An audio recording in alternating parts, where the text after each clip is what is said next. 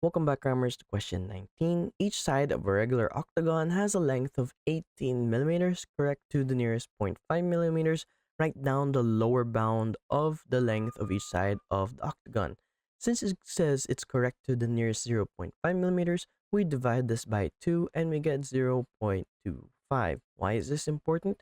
In order to find the lower bound, we simply write 18 minus 0.25, and that gives us 17.75. Moving on, write down the upper bound of the length of each side, and again, we have 18 and upper bound is positive, so we write positive, and we write 0.25. So again, we get 18.25, and that is our final answer.